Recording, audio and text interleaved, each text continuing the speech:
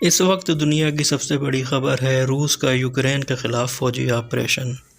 گزشتہ کئی ہفتوں سے سوشل میڈیا پر بھی دونوں ملکوں کے درمیان ہونے والی کرائسس کی بات چیت ٹرینڈ کر رہی ہے۔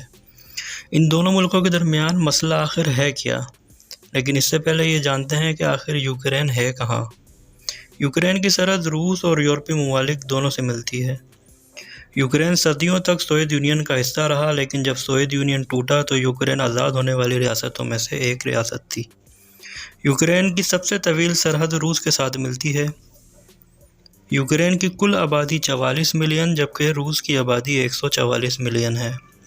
ان دونوں ممالک کے درمیان حالیہ تنازع کی تاریخ کیا ہے؟ تو جانتے ہیں اس تاریخ کے بارے میں۔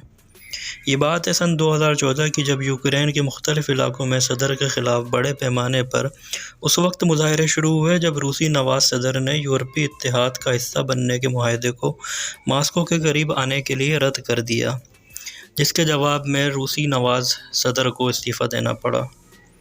روس نے رد عمل کے طور پر یوکرین کے کریمیا نامی جزیرے پر قبضہ کر لیا اور اس کے مشرقی حصے میں ہونے والی باغیوں کی حمایت شروع کر دی۔ اس حمایت کے سلسلے میں اس نے ڈونسک اور لوہانسک نامی علاقوں پر قبضہ کر لیا۔ یہاں روس کے حمایت یافتہ باغیوں اور یوکرین ملٹری کے درمیان شدید لڑائی جاری رہی اور اب تک تقریباً لگ بھگ 14,000 کے قریب شہری جاں بحق ہو چکے ہیں۔ اس گزشتہ ہفتے ان دونوں ریاستوں کو روس نے آزاد ریاست تسلیم کر لیا ہے۔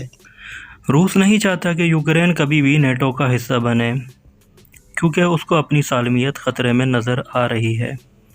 روس یہ بھی دیکھ رہا تھا کہ نیٹو مشرق کی جانب سے اپنا اثر رسوخ بڑھا رہا ہے۔ امریکہ اور نیٹو ممالک کی جانب سے یوکرین میں ہونے والی فوجی مشقوں اور فوجی ساز و سامان کی فراہمی پر بھی اسے ہمیشہ سے اعتراض رہا ہے۔ روس کبھی نہیں چاہتا کہ یوکرین نیٹو کا حصہ بنے اور وہ اسی بات کی ضمانت مانگ رہا ہے، اور یہی بات ان دونوں ممالک کے درمیان گزشتہ کئی ہفتوں سے ڈیڈ لاک کا سبب بنی ہوئی تھی۔